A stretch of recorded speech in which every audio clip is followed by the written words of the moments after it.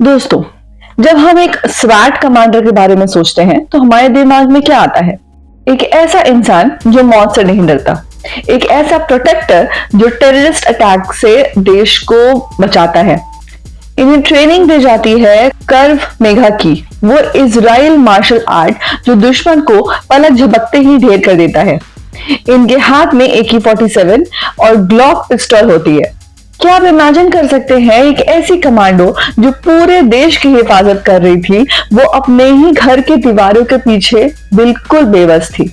ये कहानी है 27 साल की काजल चौधरी की, एक ऐसी एलीट कमांडो जिसने 2002 में दिल्ली पुलिस ज्वाइन की और अपनी मेहनत से स्पेशल सेल की SWAT यूनिट में अपनी जगह बनाई। लेकिन 27 जनवरी 2026 को कुछ ऐसा हुआ जिसने पूरे देश को हिलाकर रख दिया।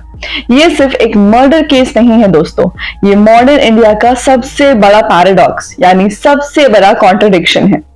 एक तरफ हम वुमेन एम्पावरमेंट की बात करते हैं, बेटी को कमांडो बनाते हैं, पर दूसरी तरफ वही बेटी घर के अंदर डाउरी की भेंट चढ़ जाती है।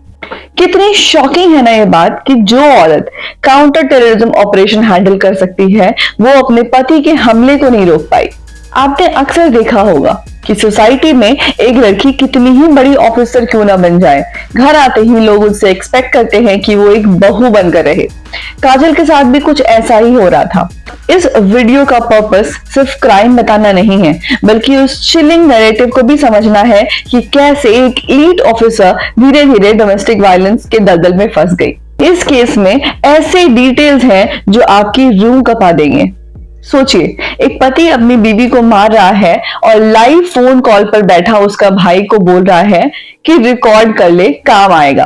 क्या कोई इंसान इतना कॉन्फिडेंस हो सकता है कि उसे कानून का डर ही ना हो? क्या वर्दी पहनने से घर के दरिंदे डर जाते हैं, या फिर हमारा सिस्टम ही कहीं फेल हो रहा है? अभी तक हम सिर्फ सरफेस को टच कर रहे थे। इस पूरी सीरीज में हम स्टेक होल्डर्स की बात करेंगे। कैसे एक मिनिस्ट्री ऑफ डिफेंस का क्लर्क अंकुर चौधरी इस पूरे हादसे का मास्टरमाइंड बन गया है। हम टाइमलाइन देखेंगे कि कैसे कॉलेज की दोस्ती एक खूनी अंजाम तक पहुंची, और सबसे इंपॉर्टेंट हम फोरेंसिक एविडेंस की बात करेंगे, उस ऑडियो रिकॉर्डिंग की बात करेंगे जो मर्डर का सबसे बड़ा सबूत है। काजल एक कमांडो, एक माँ और एक बेटी थी। इन तीनों की उम्मीदों का कत्ल हुआ है यहाँ। ये एनालिसिस इसीलिए जरूरी है क्योंकि हमें देखना है कि जब IPC बदलकर BNS बन गया है तो क्या हमारे कानून में इतनी ताकत है कि काजल को इंसाफ दिलाया जा सके? क्या सेक्शन 103 के तहत उन्हें वो सजा मिलेगी जिसके वो हकदार हैं?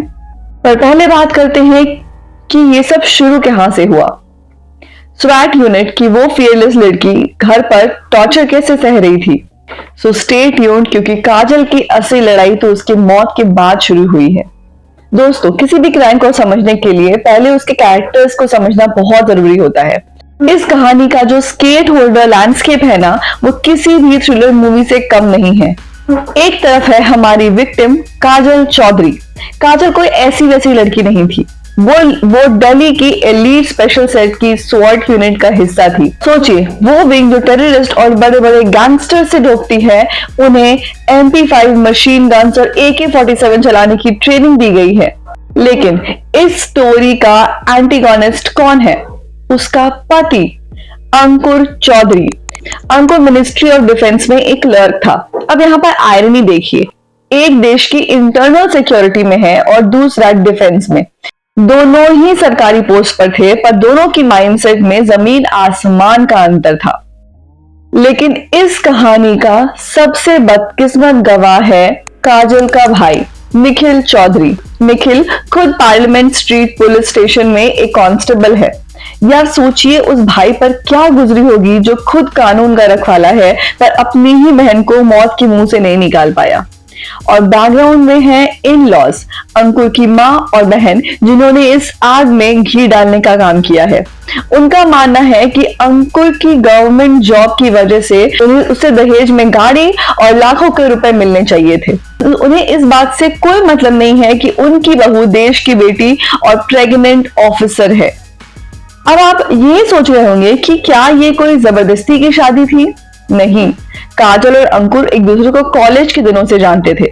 पानीपत में पढ़ाई के वक्त प्यार हुआ था और 23 नवंबर 2023 को दोनों ने शादी कर ली थी। शादी में सब सही लग रहा था, पर शादी के कुछ ही महीनों बाद असली चेहरा सामने आने लगा। पता है क्यों? क्योंकि दहेज की भूख कभी खत्म नहीं होती।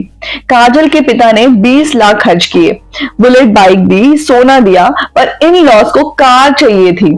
इसी झिकझिक से बचने के लिए ये कपल दिसंबर 2024 में वेस्ट दिल्ली के मोहन गार्डन में शिफ्ट हो गए। उन्हें लगा शहर बदलेगा तो किस्मत बदलेगी, तो पर किस्मत तो और भी बेरहम होने वाली थी। अब आते हैं उस फेटल नाइट पर। 22 जनवरी 2026 रात का वक्त था। काजल अपने भाई निखिल से फोन पर बात कर रही थी, अपना दुख बता रही थी। अंकुर को गुस्सा आ गया कि वो घर की बातें बाहर क्यों बता रही है। उसने फोन छीन लिया और फिर जो हुआ वो सुनकर आपके रोंगटे खड़े हो जाएंगे। अंकुर ने निखिल को बोला, इस कॉल को रिकॉर्डिंग पर रख, पुलिस एविडेंस में काम आएगा। मैं मार रहा हूं तेरी बहन को, पुलिस कुछ नहीं कर पाएगी। Can you believe the audacity? उसे कानून का डर ही नहीं था, बल्कि वो एविडेंस खुद बनवा रहा था। उसने काजल का सर पहले दरवाजे के फ्रेम पर मारा और फिर एक भारी मेटल डंबल उठाकर उसके सर पर कई वार किए। उस वक्त काजल 4 महीने की प्रेग्नेंट थी। उस कमरे में सिर्फ काजल की चीखें थी और दूसरी तरफ फोन पर उसका भाई, जो सब कुछ सुन रहा था पर कुछ कर नहीं पा रहा था। कुछ हो गई होगी इनकी बात। फिर जस्ट 5 मिनट ही बाद फोन आया, मेरी बहन की चीख मुझे सुनाई थी और 5 मिनट ही बाद फोन आया उसका, मेरे जीजा का, कि मेरे हाथ में मर गई है और आ जाओ सर।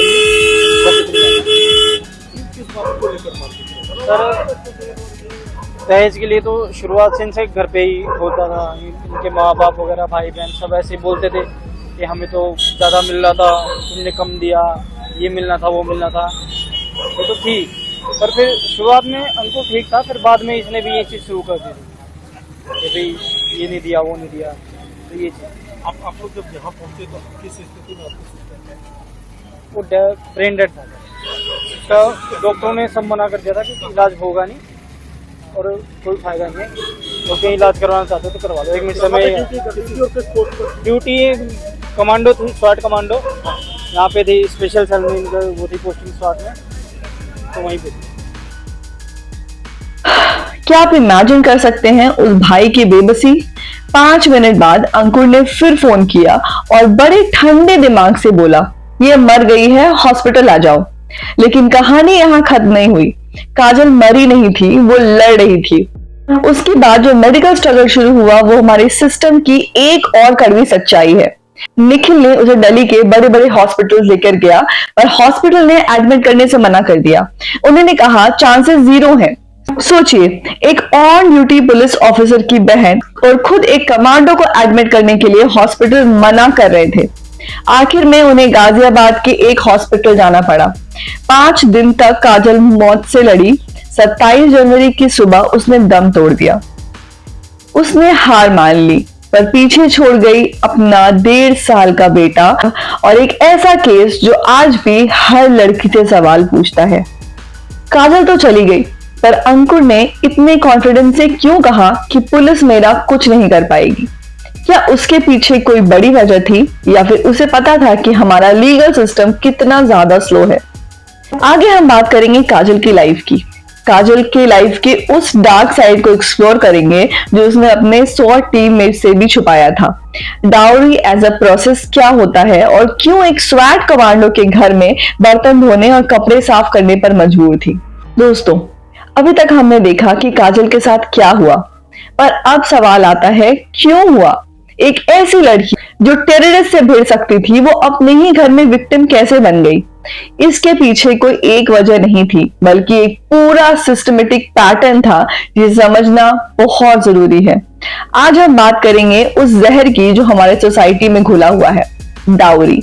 लोग सोचते हैं कि शादी में एक बार दहेज दे दिया जाता है तो बात खत्म, पर काजल के केस में ऐसा नहीं हुआ।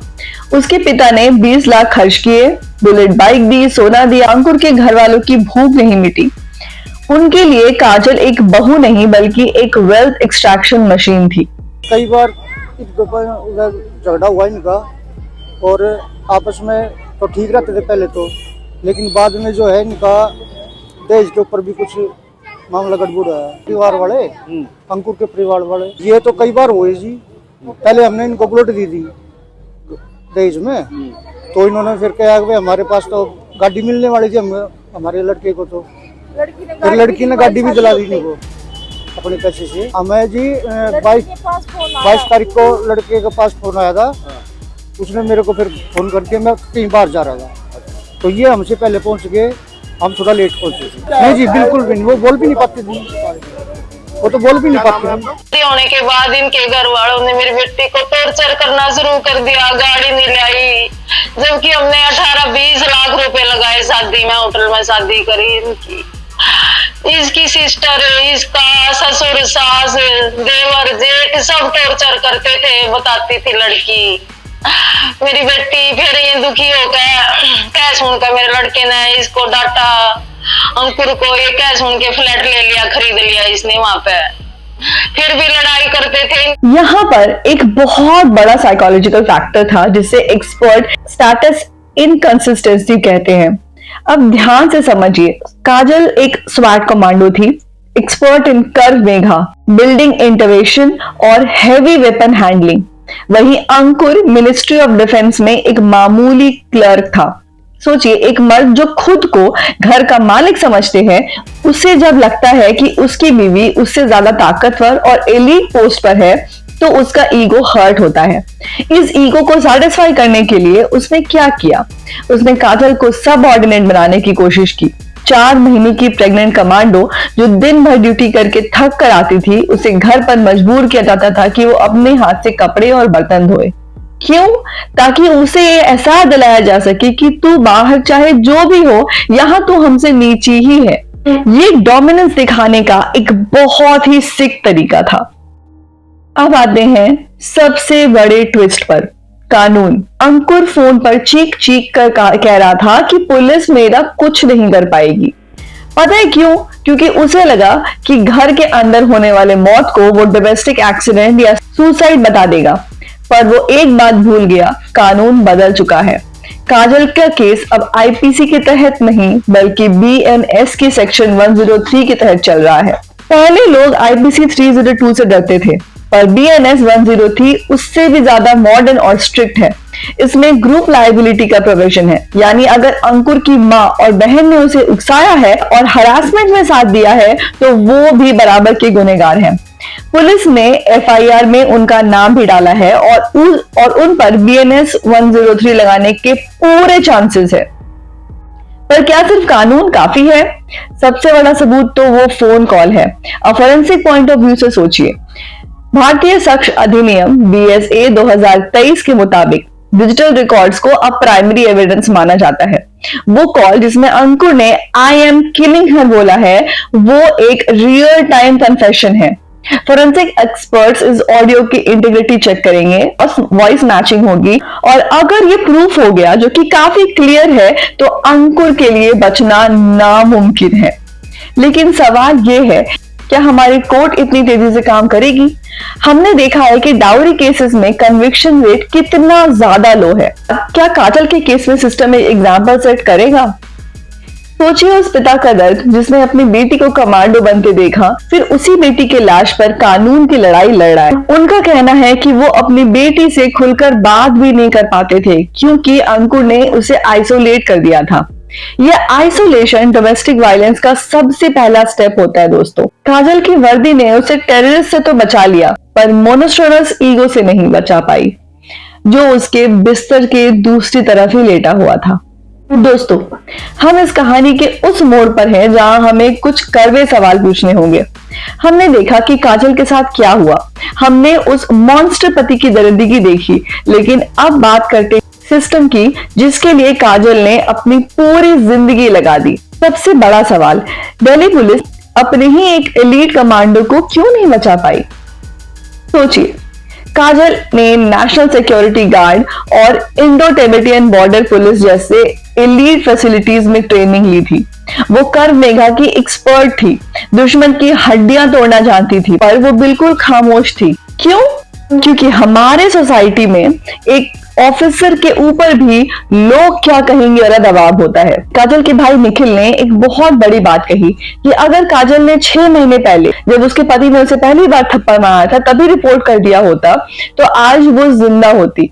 पर सोचिए, एक स्वॉट ऑफिसर का डर, उसे लगा होगा अगर मैं पुलिस में होकर डोमेस्टिक वायलेंस का रिपोर्ट करूंगी तो लोग मेरे प्रोफेशनल कॉम्पिटेंस पर सवाल उठाएंगे। पर ये जो कल्चर ऑफ साइलेंस है ना, यही वर्दी के अंदर भी उतना ही गहरा है जितना एक आम घर में। और सिस्टम का फेलियर सिर्फ यहाँ खत्म नहीं होता। जब काजल मौत से लड़ रही थी, उसका भाई उसे दिल्ली के एक हॉस्पिटल से दूसरे हॉस्पिटल लेकर भाग रहा था, पर हमारे देश की राजधानी में बड़े बड़े हॉस्पिटल्स ने उसे एडमिट करने से मना कर दिया।